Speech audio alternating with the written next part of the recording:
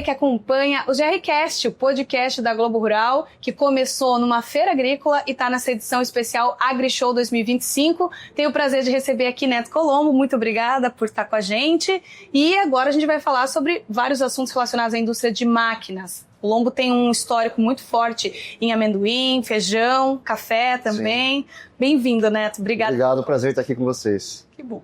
Vamos começar já perguntando sobre negócios da feira e principalmente relacionado ao café. Café que, como os nossos leitores, espectadores acompanham, tem um preço diferente esse ano, aumentou, teve uma oferta mais apertada, uma projeção também de falta de café no mundo. Isso capitalizou muitos produtores e esses produtores também estão indo para feiras como a AgriShow para comprar equipamentos. Vocês têm visto isso no negócio de vocês?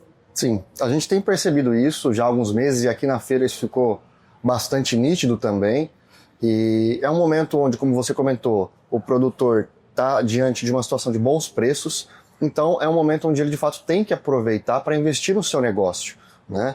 Até porque nos momentos de preço baixo, que vão vir eventualmente, o que vai fazer diferença na margem desse produtor vai ser eficiência operacional. Então quanto mais preparado ele tiver do ponto de vista de equipamento para poder fazer a sua colheita ou outras etapas da sua atividade agrícola, melhor, né?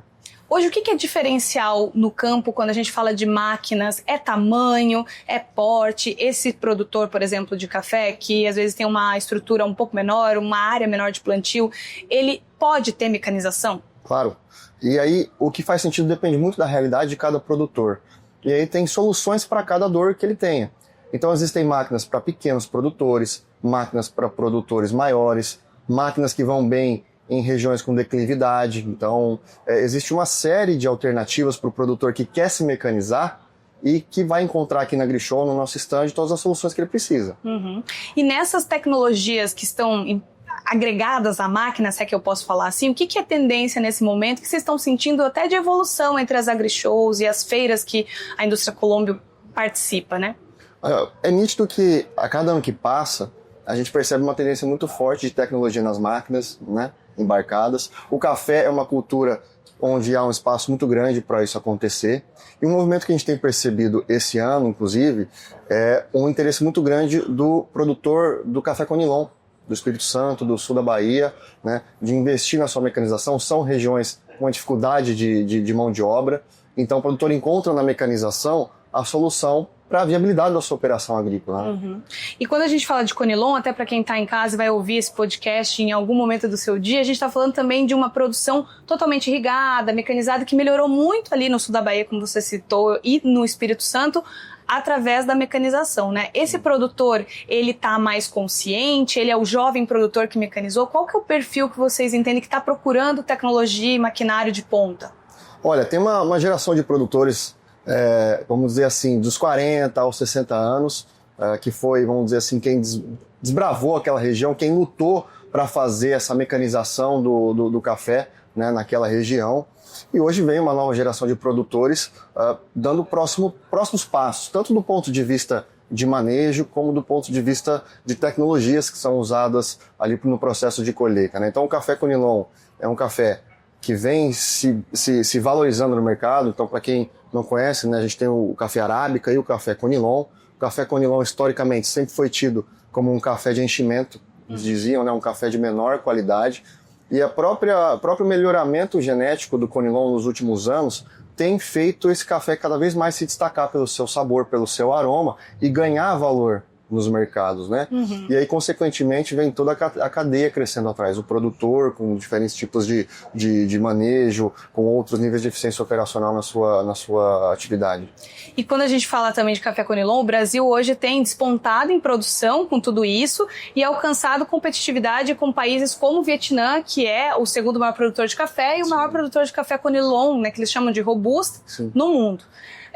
Essa internacionalização também é interessante para o negócio de máquinas de vocês, né? Quando a gente fala de máquina brasileira para alguns cultivos de alto desempenho, como o próprio café, fora do país, máquinas brasileiras fora do país, o que você tem a dizer? Como esse negócio se expandiu, um negócio que é familiar, começou com seu avô, né? Começou com meu avô e os irmãos dele. E assim, o brasileiro ele tem uma capacidade incrível de inventar, né? Para sobreviver, para crescer. o agro do Brasil é muito forte, então, consequentemente, existe uma série de empresas de máquinas agrícolas que levam o nosso nome para o mundo todo e a Colômbia é uma delas. Então, a gente tem máquinas trabalhando toda a Europa, Polônia, Itália, Espanha, França, África do Sul, Canadá, né? Argentina, Estados Unidos. A Argentina é um país que a gente está presente há mais de 20 anos, esse ano nós fazemos 20 anos de unidade lá. Então, a gente olha para fora do país como um cenário com muitas oportunidades para o agro brasileiro crescer, não só do ponto de vista das commodities que nós produzimos, mas também dos equipamentos, das tecnologias que nós produzimos aqui dentro de casa e que também fazem a diferença em outras realidades agrícolas ao redor do mundo. E é uma referência, né? Maquinário brasileiro, pesquisa industrial para operação em lavouras do Brasil fora, né? Vocês sentem isso também na feira, como a AgriShow, geralmente tem pessoas da América Latina, encontramos alemães, holandeses, norte-americanos, né? Então a gente brincou até antes que Colombo de Pindorama a Alberta.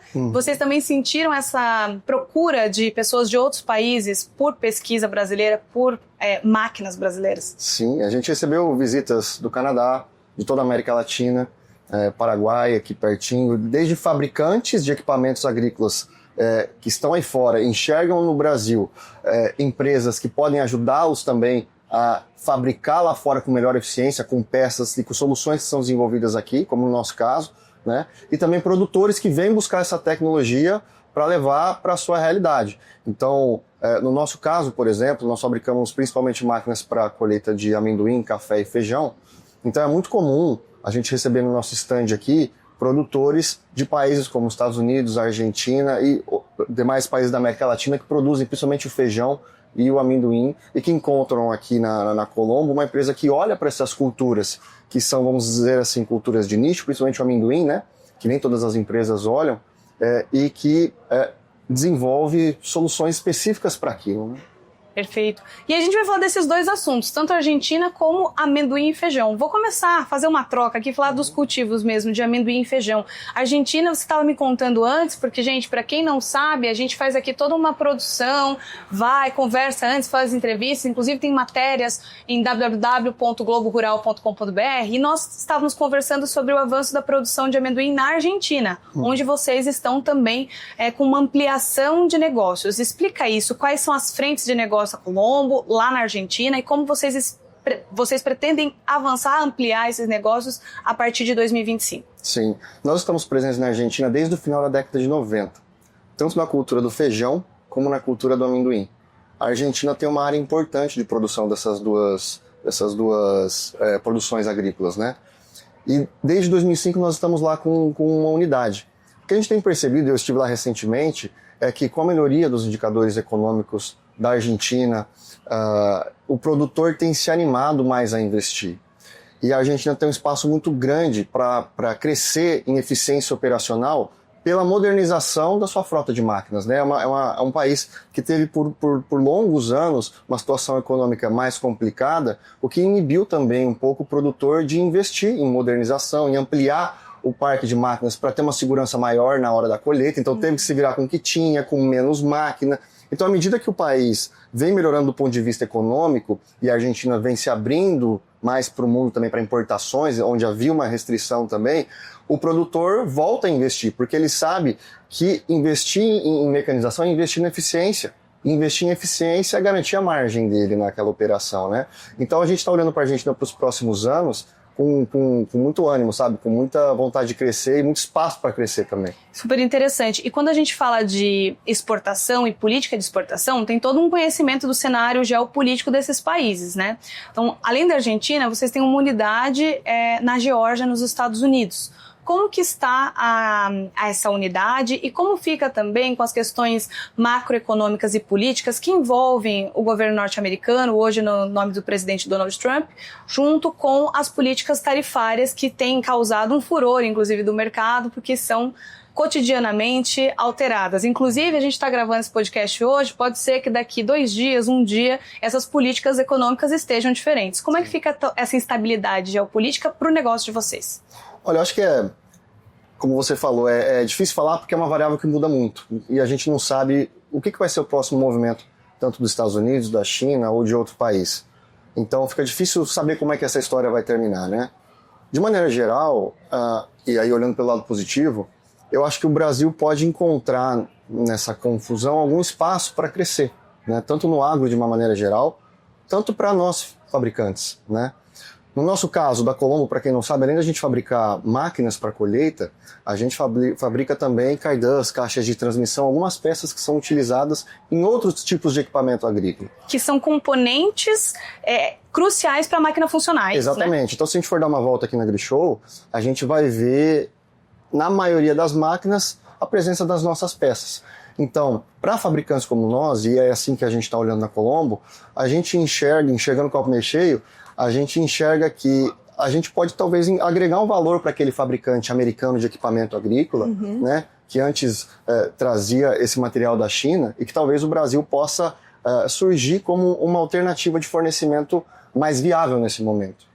O Brasil, então, tem muita chance para ampliar a exportação e implementar tecnologia e inteligência de mercado brasileira nesses outros países, certo? Sem dúvida, sem dúvida. Vocês estão olhando também para mercados emergentes como a África. Tem uma possibilidade de exportar agora para um outro país da África. Você pode contar essa novidade? A gente está exportando para a Zâmbia também agora. Nós temos máquinas trabalhando no Egito também, né, no amendoim.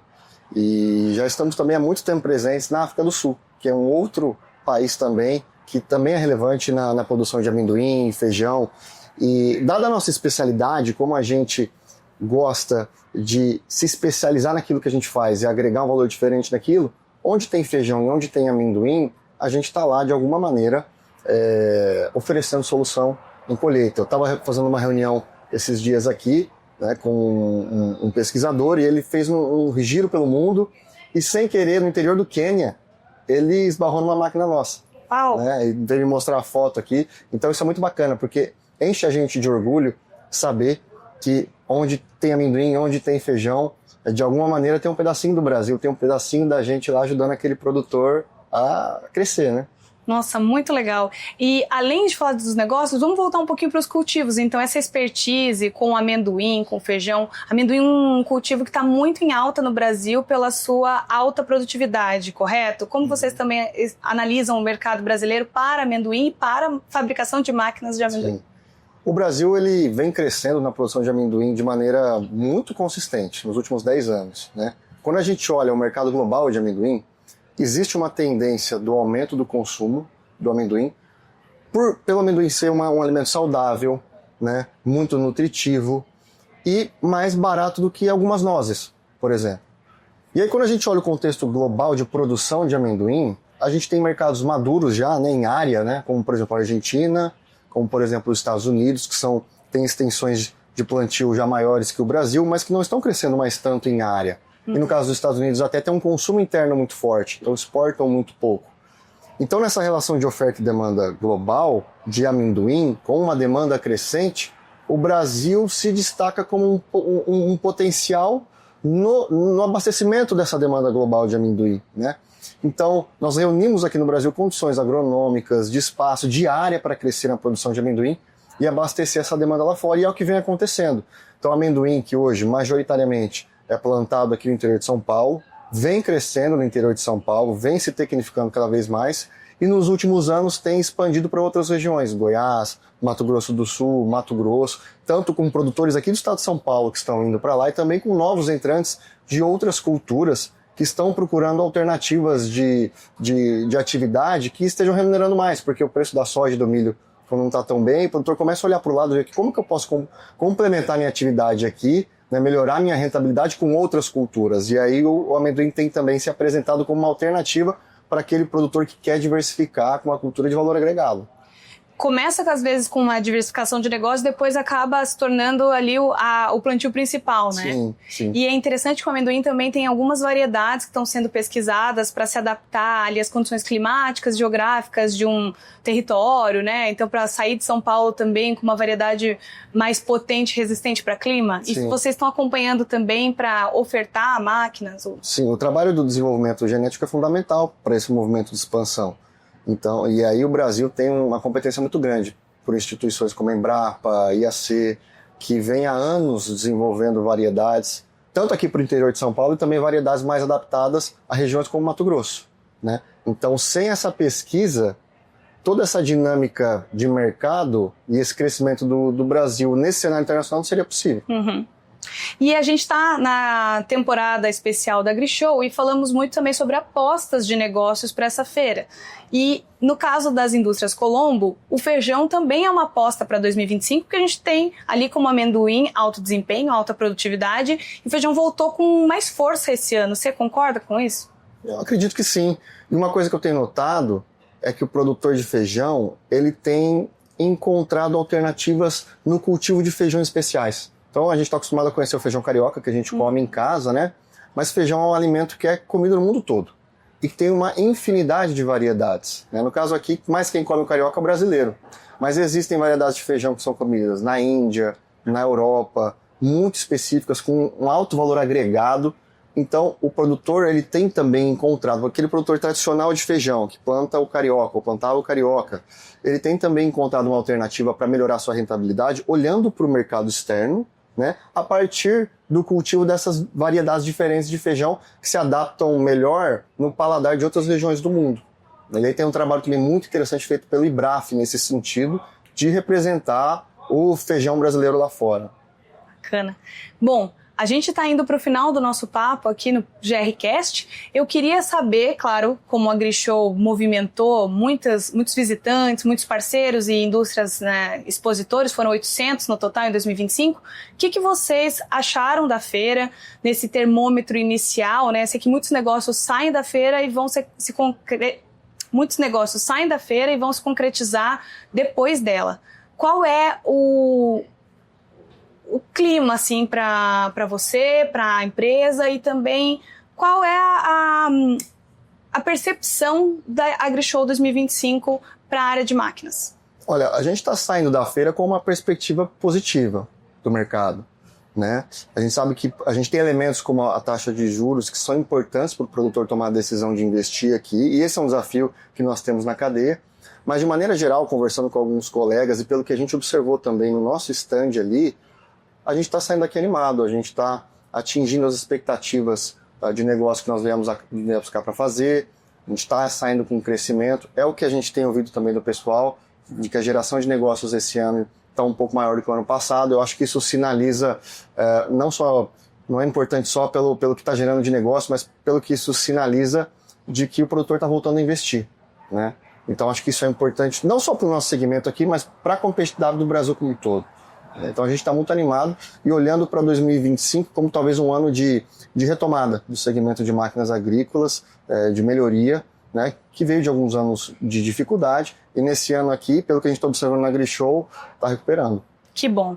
A gente torce para que o setor realmente acelere e sempre cresça, e eu queria agradecer pela equipe da Globo Rural toda, a presença de Neto Colombo, diretor de operações das Indústrias Colombo, que também é a terceira geração de uma empresa familiar que está no mundo todo. Muito obrigada por participar conosco. Eu que agradeço o convite.